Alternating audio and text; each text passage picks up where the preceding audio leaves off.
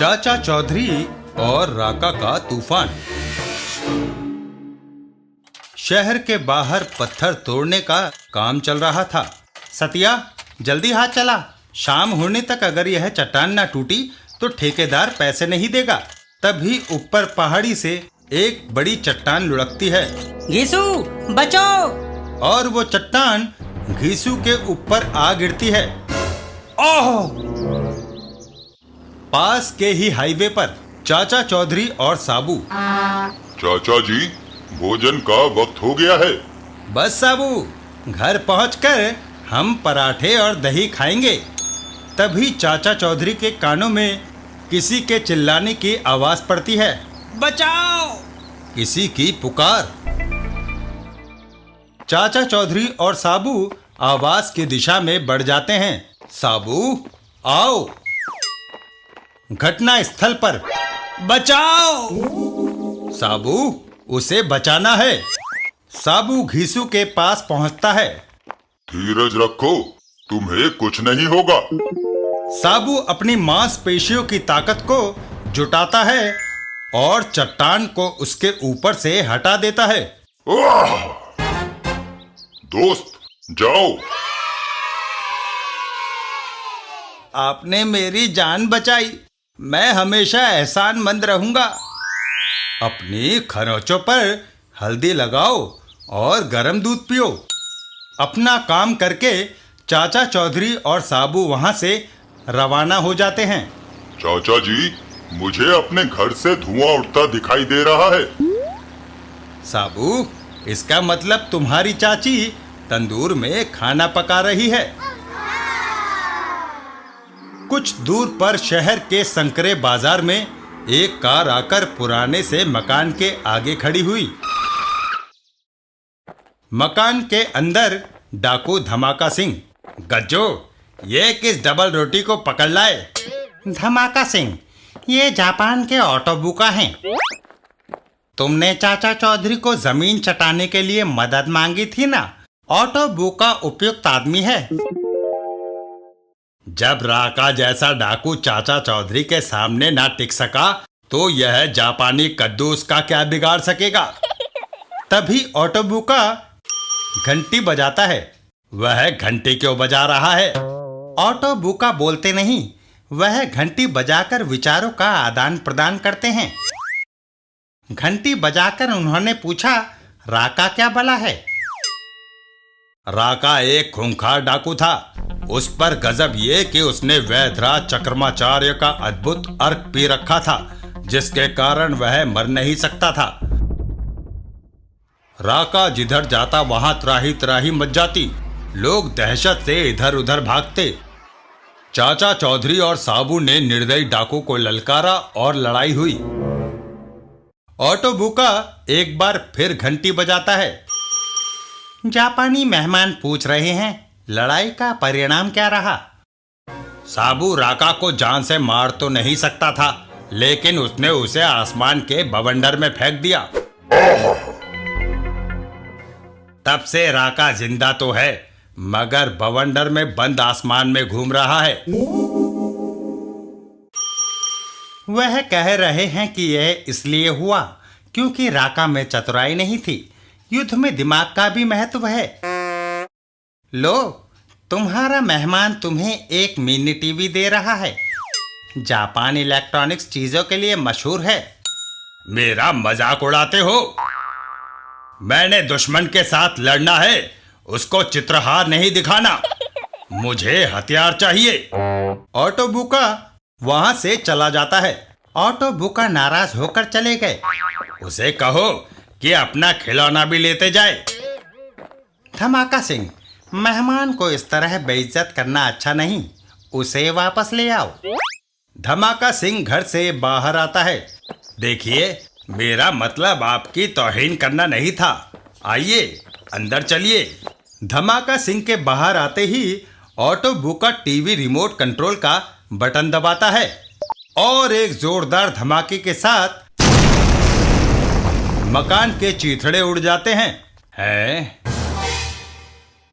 देखा, जापान की electronics industry का कमाल। वह टीवी दरअसल एक पावरफुल बम था। मुझे माफ कर दीजिए, मैंने आपकी क्षमता पे शक किया। मुझे ऐसे ही हथियार की जरूरत थी। ऑटो बुका एक दूसरा टीवी धमाका सिंह की ओर बढ़ाता है। वह एक दूसरा मिनी टीवी तुम्हें दे रहे हैं, जाकर इसे चाचा चौधरी को बतौर तोहफा दे दो।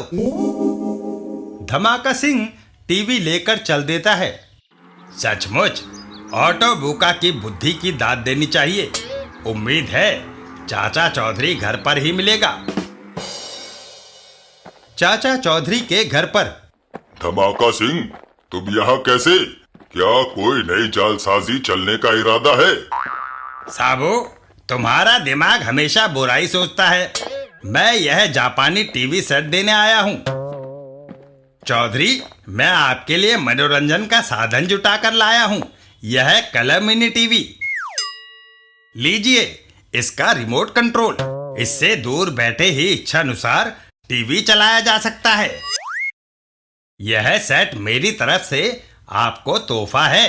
अब आप घर में बोर नहीं होंगे। इतना कहकर धमाका सिंह वहीं टीवी रख देता है। चाचा चौधरी, धन्यवाद धमाका सिंह, मगर मैं मुफ्त में कोई चीज नहीं लेता। ये मेरा उसूल है। इलेक्ट्रॉनिक्स के इस हीरे को ठुकराइए मत। बाहर आइए, मैं आपको बताऊं कि इस रिमोट कंट्रोल को कितनी दूर से भी ऑपरेट किया जा सकता है। घर के बाहर। चौधरी, वो टीवी एक पावरफुल बम है। अगर मैं यहां से बटन दबाऊं तो घर के अंदर तुम्हारी पत्नी और कुत्ता रॉकेट दोनों मर जाएंगे। मुझे तुम्हारा साथी साबू चाहिए। ना करने पर मैं तुम्हारे मकान को विस्फोट से उड़ा दूंगा। धमाका सिंह, साबू का काम है अपराधों को रोकना। वह तुम्हारा साथ कैसे दे सकता है? तो फिर अपने घर को ध्वस्त होता देख लो। मैं बटन दबाता हूं। धमाका सिंह बटन दबाता है। मैंने कई बार बटन दबाया मगर विस्फोट नहीं हुआ, क्योंकि रिमोट कंट्रोल का बैटरी सेल मेरे पास है। जब तुमने अंदर मुझे रिमोट कंट्रोल दिया था तब मैंने चुपके से सेल निकाल लिया था। लो, इसे दोबारा डाल दो। चाचा चौधरी का दिमाग कंप्यूटर से भी तेज चलता है। रिमोट में सेल डालने के बाद मैंने सेल रिमोट कंट्रोल में फिट कर दिया है। अब इससे बम विस्फोट हो सकेगा, लेकिन करना नहीं। करूंगा। अबे क्या करता है? और धमाका सिंह ने जो ही बटन दबाया तो उसकी गाड़ी के चीथड़े उड़ गए। मेरी कार। मैंने कहा था ना कि मैं मुफ्त में कोई वस्तु नहीं लेता। मेरी पत्नी ने घर के पिछले दरवाजे से निकलकर चुपचाप मिनी टीवी तुम्हारी कार में रख दिया था। चाची!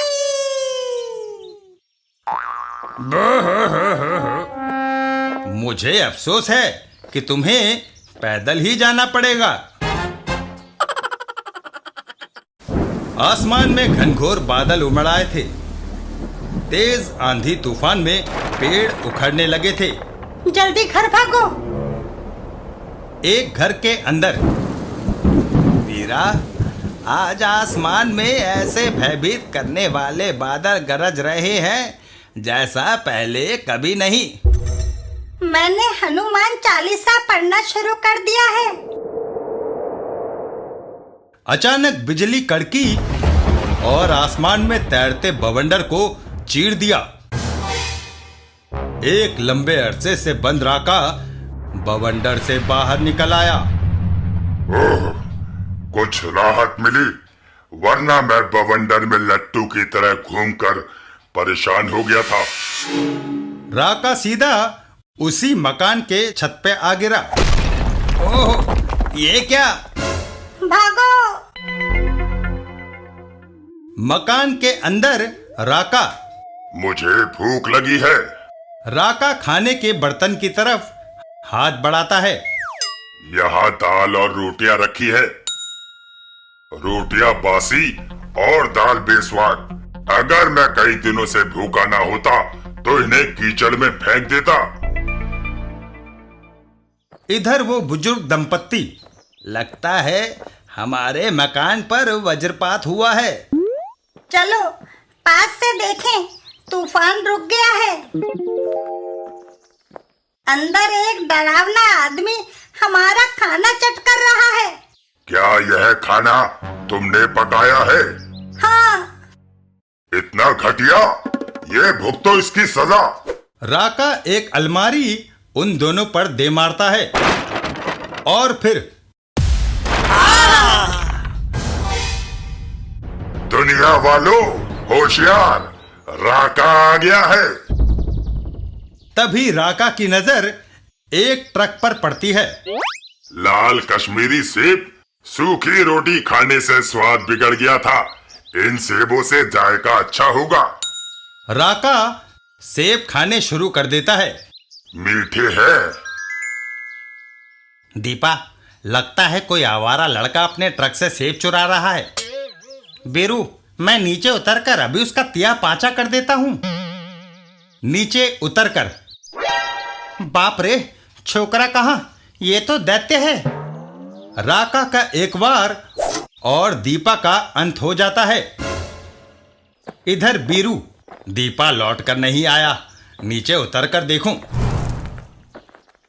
मेरे दीपा, तुझे किसने मारा? हाय हाय। अगर तुम्हें वह आदमी मिल जाए जिसने इसे मारा है तो तुम क्या करोगे? मैं उसका खून पी जाऊंगा। तो लो, जिसने तुम्हारे भाई को मारा था वह सामने खड़ा है, आगे बढ़ो। मेरा मतलब था। उसकी बात पूरी होने से पहले ही राका उस पर जानलेवा वार कर देता है। तो फिर मुझे अपना काम करने दो। आह! पेट भर गया।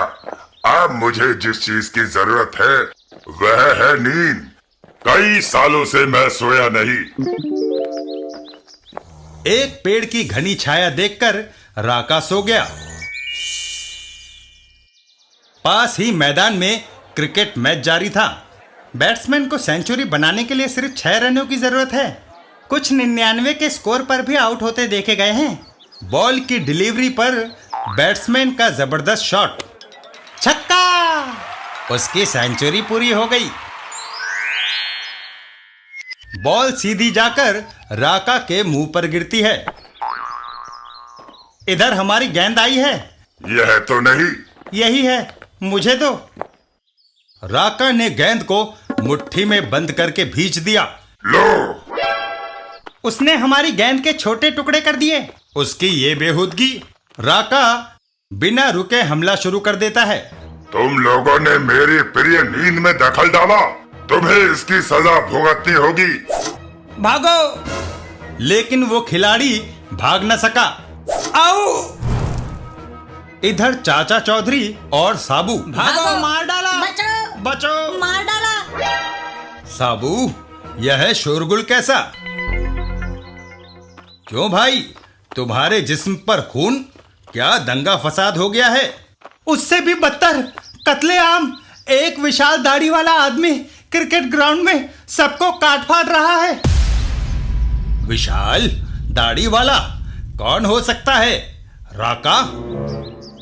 उसको हमने ऐसी जगह फेंका था जहां से निकलना मुश्किल है। लेकिन असंभव नहीं। चाचा चौधरी साबू को लेकर राका की दिशा में दौड़ जाते हैं। जो कत्लेआम हो रहा है उसे रोका जाना जरूरी है। साबू, आओ। थोड़ा आगे जाने पर, यह वही है। तुम आ गए। तुमसे मैंने पुराना हिसाब चुकाना है। तुम्हारे शरीर का खून पीने के लिए मेरी तलवार लपलपा रही है। राका, अभी भी वक्त है। तुम अपने आप को पुलिस के हवाले कर दो। मैं तुम्हारे जुर्म माफ करवाने के लिए सिफारिश करूंगा। राका चाचा चौधरी पर हमला कर देता है। मेंढक, मेरा जवाब ये है। ओह! बदतमीज, मुझे तुम्हारी टांग तोड़नी होगी। राका का साबू पर वार। उससे पहले मैं तुम्हें काट कर डिनर के लिए सलाद बना दूंगा। साबू हटकर वार कतरा गया और पलटकर दाया पैर राका की ठुड्डी पर जमा दिया। राका जमीन पर गिर पड़ा। तुम्हें उठाकर पिंजरे में डालना होगा साबू। तभी पीछे से एक गैस के फव्वारे ने साबू के चेहरे को लपेट लिया। रुको, ये क्या करते हो? उस आदमी ने चाचा चौधरी पर भी फायर कर दिया। लगता है तुम उसके साथी हो। ओहो, धन्यवाद, तुम्हारी शक्ल पहचानी हुई लगती है। मैं जॉलन हूँ राका। कुछ साल पहले मेरे रासायनिक कारखाने के लिए तुम बंधुआ मजदूर सप्लाई करते थे। तब तुम्हारा आकार आम आदमी जितना था। ये दोनों बेहोश हो गए हैं। राका अपनी तलवार उन पर तान देता है। बेहोशी के हालत में ही दुश्मन को मार डालता हूँ। नहीं, रुको, उनके जिंदा रहने में फायदा है।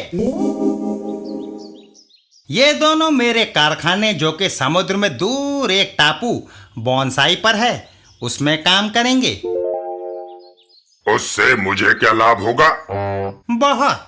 आज से तुम मेरे पार्टनर। मेरे कारखाने में बेहोश करने वाली गैस बड़े पैमाने पर बनाई जा रही है। हम वह गैस शहर में फैलाकर उसके वासियों को बेहोश करेंगे और उन्हें लूट लेंगे। इस तरह एक एक करके सारे शहरों की दौलत हड़प लेंगे। राका मान जाता है। जोलन, मुझे तुम्हारा प्लान अच्छा लगा, लेकिन शहर की पुलिस के बारे में तुम्हें क्या कहना है? हमारी गैस के असर से वह भी बेहोश होंगे। अब इन्हें जल्दी ट्रक में डालो। जोलन का ट्रक समुद्र तट की ओर चल दिया। अगर हमारी योजना कामयाब रही तो थोड़े ही दिनों में हम दुनिया के सबसे ज्यादा अमीर व्यक्ति होंगे। इसमें कोई शक नहीं राका। दौलत के बाद हम विश्व की सरकारें हथियाएंगे। देखो, वे बंधुआ मजदूर कहीं होश में तो नहीं आ गए? नहीं, तुम्हारा रसायन देर तक असर करने वाला लगता है। तट पर चाचा चौधरी और साबू को जहाज में लादने के लिए क्रेन द्वारा उठाया गया। इन्हें जल्दी भारत से बाहर ले जाओ, कहीं कोई इन्हें पहचान न ले। जहाज पर। कैप्टन, जहाज रवाना करो। Yes sir. समुद्र को चीरता हुआ जहाज जा रहा था। एक अज्ञात टापू पर होने के कारण हमारी गतिविधियों की जानकारी किसी को नहीं होगी।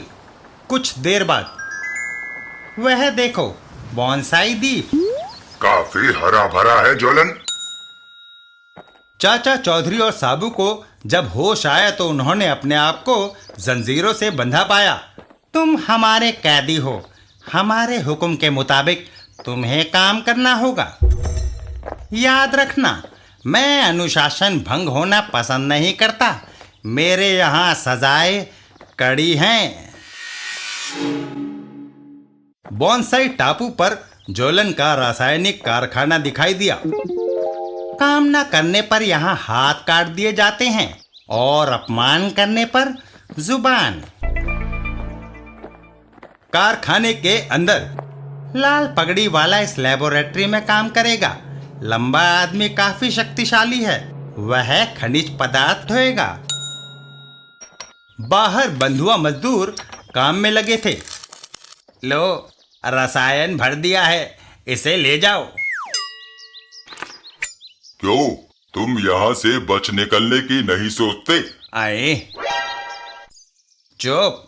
अगर उस गार्ड ने सुन लिया तो तुम्हें गोलियों से भून देगा। मौत से अच्छा है कि चुपचाप काम करते रहो। साबू रसायन लेकर चल देता है। गुलामी को इन्होंने अपना भाग्य मान लिया है, लेकिन यहाँ से बच निकलने का कोई ना कोई रास्ता तो होगा। चाचा जी कुछ ना कुछ जरूर करेंगे। चाचा चौधरी और साबू। चाचा जी, भूख लगी है। साबू, यह तुम्हारा घर नहीं, जेल खाना है। यहाँ हमें उनकी मर्जी से खाना मिलेगा। काश 2 मिनट के लिए मेरे बंधन खोल दिए जाते। उधर जोलन और राका। मैं हाथ पे हाथ रख के नहीं बैठ सकता। हम दौलत इकट्ठी करने कब जाएंगे? हवाई जहाज में गैस भरी जा रही है। थोड़ी देर में हम अपनी यात्रा प्रारंभ करेंगे। कुछ देर बाद राका और जोलन चल दिए। दोस्त, जहाज छोटा है, इसलिए मुझे तुम्हें बाहर बैठाना पड़ा। मैं यहाँ आराम से हूँ जोलन। आहा, सामने शहर दिखाई दे रहा है। यह इन लोगों का दुर्भाग्य है कि उनका कस्बा मेरे रास्ते में पहले पड़ा। इसमें मेरा क्या दोष? और ज्यों ही जोलन ने बटन दबाया, जहाज से गैस के बादल निकल पड़े। कस्बे के वासी बेखबर थे कि क्या होने वाला है। कुछ ही मिनटों में जो जहां था वहां अचेत हो गया। सारी हलचल ठहर गई। राका और जोलन। हमें रोकने वाला कोई नहीं। जितना चाहो ओवरड्राफ्ट ले लो। इतने सारे करेंसी नोट्स मैंने पहले कभी नहीं देखे। सब हमारे हैं। अभी मेरे थैले में जगह बाकी है। अभी हमने शहर की दूसरी जगहों को भी लूटना है। ऐसे खूबसूरत और कीमती जेवरात पाकर किसका दिल खुश नहीं होगा? सुनार जब जागेगा तो पछताएगा। सारे जेवर गायब मिलेंगे। हा हा हा हा हा। लूट के बाद मैंने कभी 5 स्टार होटल में खाना नहीं खाया। आज भरपेट खाऊंगा बिना बिल दिए। राका, रुको। ये मूर्खता ना करना। जो ही तुमने खाने के लिए कवच हटाया, त्यों ही वातावरण में फैली गैस तुम्हें बेहोश कर देगी। अजीब मुसीबत है। सारा शहर हमारे कदमों में है और हम भूखे लौट रहे हैं। खाना हम जाकर बोनसाई द्वीप पर खाएंगे। उधर जोलन की लेबोरेटरी में लंच ब्रेक। सिर्फ चावलों का पानी। जोलन खाने को सिर्फ इतना देता है कि हम उसका काम करने के लिए जिंदा रह सके। मैं केमिस्ट्री का प्रोफेसर नीला बासु हूं। कुछ अर्से पहले अखबार में खबर आई थी कि तुम अचानक गायब हो गए। मेरा अपहरण किया गया था। जोलन लालची है। हवाई जहाज द्वारा गैस से वह शहर वासियों को बेहोश करता है और फिर उन्हें लूट लेता है। मैं मजबूर हूं। विरोध करने पर मौत मिलेगी। प्रोफेसर, अगर उसका हवाई जहाज नकारा कर दिया जाए तो जोलन को रोका जा सकता है। लेकिन यह काम करोगे कैसे चाचा चौधरी? बड़ा आसान तरीका है। मैं इस वक्त क्या कर रहा हूं? गुब्बारे में हवा भर रहे हो, तभी वो गुब्बारा फूट जाता है। इसी तरह अगर जहाज के टैंक में गैस ज्यादा भर दी जाए तो वह फटेगा। ऐसा करने से गैस चारों तरफ फैल जाएगी और टापू के सारे लोग बेहोश हो जाएंगे। उसका उपाय मेरे पास है। सिर्फ एक जंगली जानवर को मरना होगा। उसके बदले में हम सबको मुक्ति मिलेगी।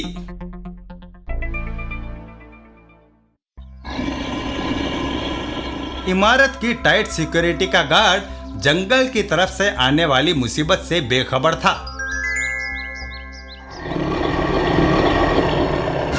मुड़कर देखते ही उसका हाथ बंदूक पर पहुंचा, लेकिन तब तक देर हो चुकी थी। जानवर ने शिकार को दबोच लिया। बचाओ! इधर साबू।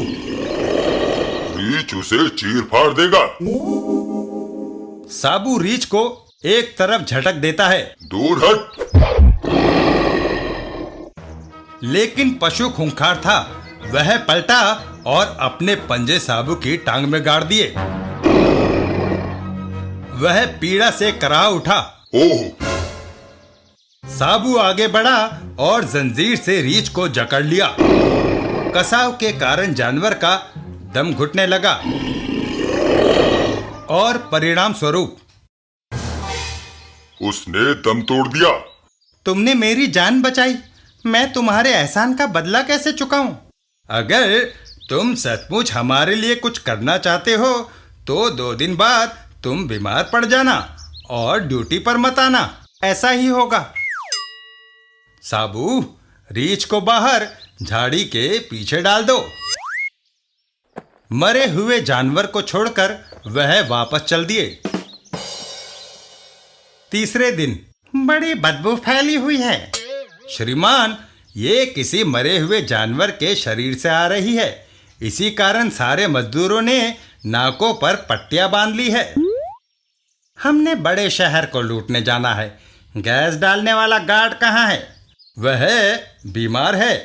गैस मैं डाल दूंगा, आप हवाई जहाज में बैठिए। चाचा चौधरी बेहोशी लाने वाली गैस को भरने चल दिया। पाइप टैंक में डाल दिया है। अब हमें उड़ना है। लेकिन आज आपने घनी आबादी वाले शहर को लूटना है, ज्यादा गैस की जरूरत होगी। तुम ठीक कहते हो, और भरो। तभी प्लेन में धमाका होता है। हवाई जहाज फट गया, बेहोशी की गैस फैलेगी, भागो। रुको, मुझे गोली मारने का हुक्म है। लेकिन इससे पहले कि गार्ड बंदूक का घोड़ा दबाता, फैली गैस से वह चित हो गया। सारे मजदूर टापू से बाहर की तरफ को दौड़ लगा देते हैं। राका, सारे मजदूर भाग रहे हैं, उनको रोको। एक भी नहीं जाने पाएगा। और राका की तलवार उन पर बरस पड़ी। तभी पीछे से आकर साबू ने राका को दबोच लिया। ओह! ये क्या? साबू का एक जोरदार मुक्का। इधर चाचा चौधरी और जोलन। मेरा बना बनाया खेल इस लाल पगड़ी वाले के कारण खराब हुआ है। मैं इसे जिंदा नहीं छोड़ूंगा। और जोलन चाचा चौधरी पर वार कर देता है। यह देख साबू को गुस्सा आ जाता है। चूहे, तुमने चाचा जी पर पीछे से वार किया। जब साबू को गुस्सा आता है तो कहीं ज्वालामुखी फटता है। लंबो, मैं तुझे भी मार डालूंगा। लेकिन जोलन के टेगर दबाने से पहले ही साबू उसे एक किक जड़ देता है। पहले इसका स्वाद चख। ओह! जोलन समुद्र में जा गिरा, जहां उसे एक मगरमच्छ ने दबोच लिया। ओह! मेरा पैर, बचाओ। इधर चाचा चौधरी। बड़ी पगड़ी बांधने का एक फायदा है कि सिर पर चोट नहीं लगती। सारे मजदूर जहाज पर सवार होने लगे। जहाज चाचा चौधरी, साबू और दूसरे लोगों को लिए चल दिया। चाचा जी, राका उस द्वीप पर बच गया है। साबू, चोट खाया हुआ सांप दुश्मन के पीछे आता है। इधर राका।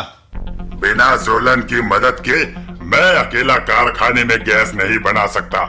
मुख्य भूमि पर जाकर मुझे दूसरा रास्ता अपनाना होगा। फिर चाचा चौधरी और साबू से बदला भी लेना है। खूंखार डाकू यह सोचकर समुद्र में कूद गया।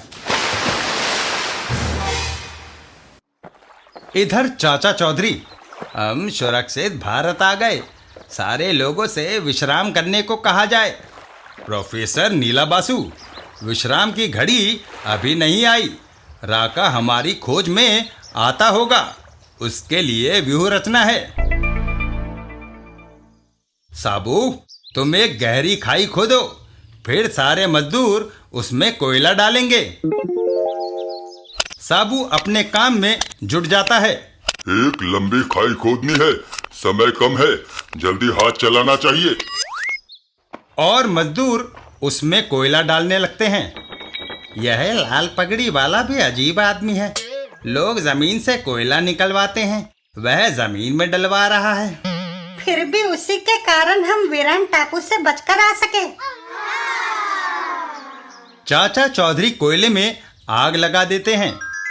खाई में कोयला सुलग गया। क्या कुछ पकाने का इरादा है? ऐसा ही समझ लो।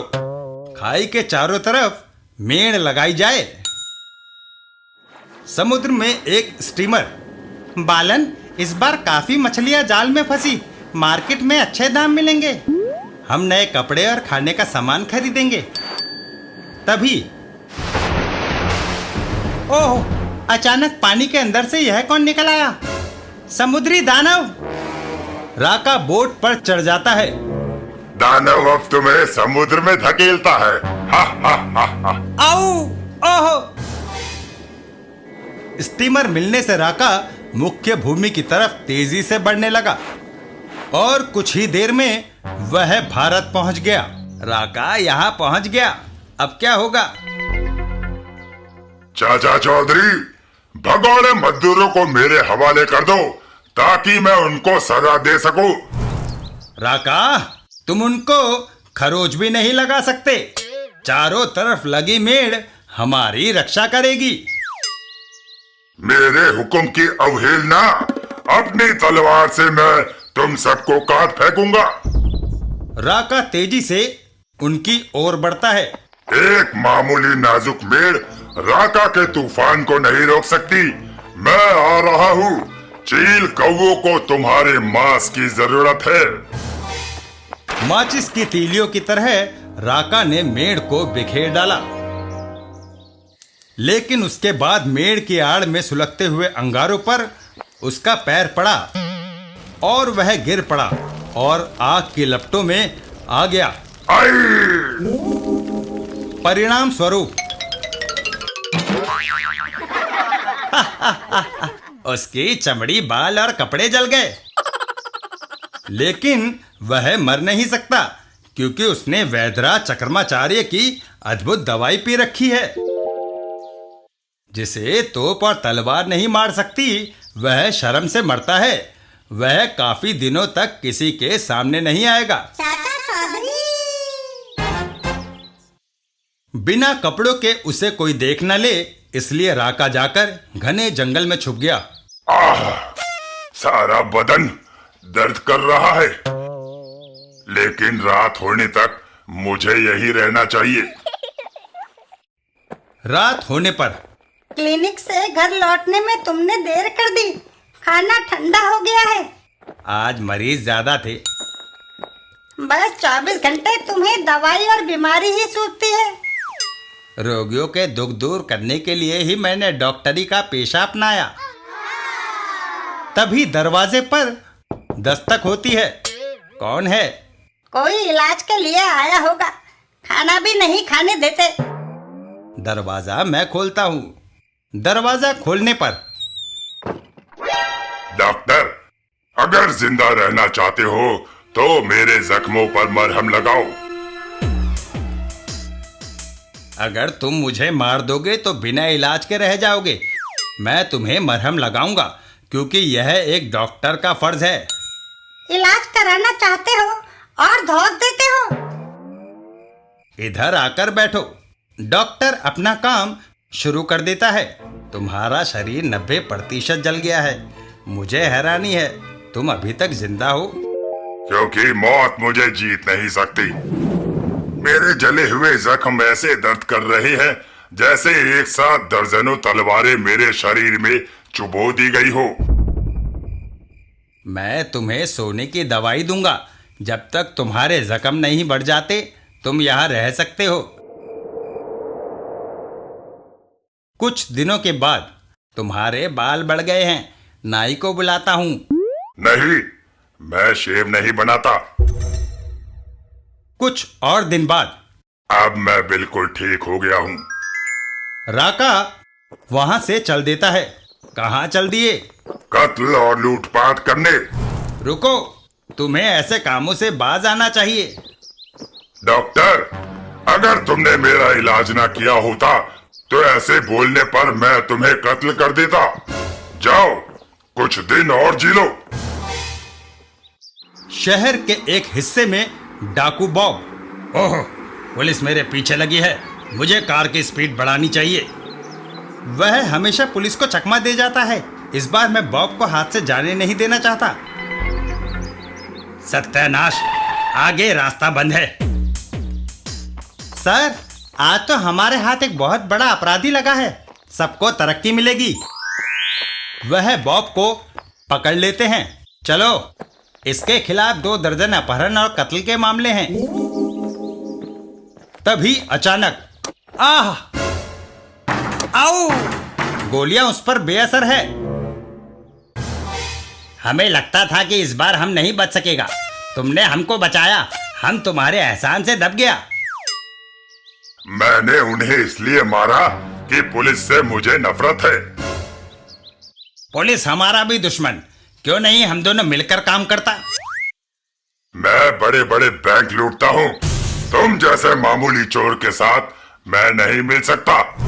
हम ऐसा तरीका बताएगा कि बैंक अपने आप तुम्हारे पास आएगा। अच्छा, हाँ, हर रोज अमेरिकन एम्बेसडर का वाइफ मैडम कलोरा लॉन टेनिस देखने जाता है। यदि तुम उसका अपहरण कर लो तो उसके बदले में जो रकम मांगेगा मिलेगा, फॉरेन करेंसी में। मुझे मंजूर है। टेनिस कोर्ट पर। Lovely shot. टेनिस कोर्ट के बाहर। राका, देखो मैडम कलोरा। ड्राइवर, चलो। Who are you? Raka madam Kalora को उठाकर एक तरफ चल देता है। Help, help! दूसरे दिन पुलिस हेडक्वार्टर्स में डाकू राका ने यह चिट्ठी भेजी है। 2 दिन में $40 लाख मांगे हैं, नहीं तो वह एम्बेसडर की वाइफ को मार देगा। जहां वह छुपा है उस इमारत को घेर लेना चाहिए। अखबारों ने उसे प्रथम पृष्ठ पर छापा। एम्बेसडर की पत्नी का अपहरण, 2 दिन में $40 लाख मांगे। सेंट्रल कैबिनेट ने आपातकालीन मीटिंग बुलाई। दूसरे देश के राजदूत और उसके परिवार की सुरक्षा का दायित्व हमारे ऊपर है। अगर मैडम कलोरा को कुछ हो गया तो विश्व में हमारी प्रतिष्ठा को धक्का लगेगा। मैं समझता हूँ इस समस्या को सिर्फ एक आदमी सुलझा सकता है, चाचा चौधरी। ये काम उसे सौंप देना चाहिए। ज्यों-ज्यों अंतिम घड़ी करीब आ रही थी, अमेरिका के राजदूत की धड़कन बढ़ती जाती थी। इधर बॉब के अड्डे पर। लेट मी गो। बॉब, यह क्या बोलती है? मुझे जाने दो। तुम्हारी रिहाई रकम आने पर होगी। और पुलिस का स्पेशल दस्ता वहां आ पहुंचा, जहां राका ने कलोरा को कैद कर रखा था। इमारत को चारों तरफ से घेर लो, कोई भी बाहर न जाने पाए। इमारत के अंदर। पुलिस इंस्पेक्टर, अगर तुम्हारी तरफ से एक भी गोली चली तो इस औरत की मौत के जिम्मेदार तुम होगे। अगर उस महिला को तुमने मारा तो मैं तुमको फांसी पर लटका दूंगा। राका को मारने वाला अभी तक कोई फांसी का फंदा नहीं बना।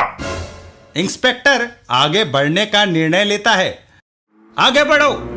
तभी चाचा चौधरी वहां आ जाते हैं। इंस्पेक्टर रुको, यहां ताकत मत बरतना। चाचा चौधरी, और दूसरा कोई चारा नहीं, नाजुक स्थिति को समझो। बंदी महिला दूसरे देश की नागरिक है, उसे सही सलामत लौटाना जरूरी है। जैसा तुम कहो। हमारा जीत हुआ, पुलिस वापस जा रहा है। वह फिरौती भी लाएंगे। हा हा हा हा।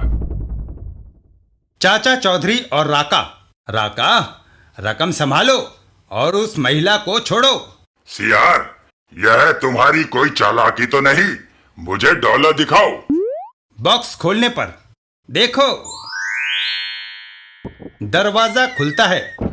चाचा चौधरी, अपना बोझ हल्का करो, बॉक्स मेरे हवाले कर दो। बॉक्स राका को देने के बाद, madam come, you are a free person. इधर राका और बॉब। बॉब, तुमने जैसा कहा था वैसा ही हुआ। बैंक हमारे पास खुद चल कर आ गया। 40 लाख डॉलर से भरा बॉक्स। हमारा आधा हिस्सा निकाल कर इधर दो। आधा हिस्सा? अपहरण का सारा प्लान हमने बनाया, तुम अकेला कुछ नहीं कर सकता था।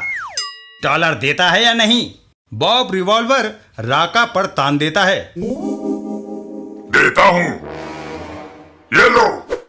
राका की एक जोरदार किक से बॉब दीवार तोड़ता हुआ बाहर जा गिरता है और बॉब दोबारा ना उठ सका।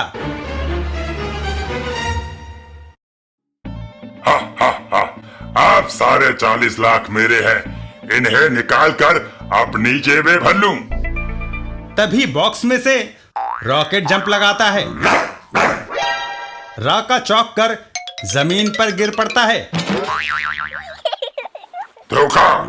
डॉलरों के नीचे कुत्ता छुपा था। चाचा चौधरी, वह दोनों ज्यादा दूर नहीं गए होंगे। राका बाहर निकल आता है।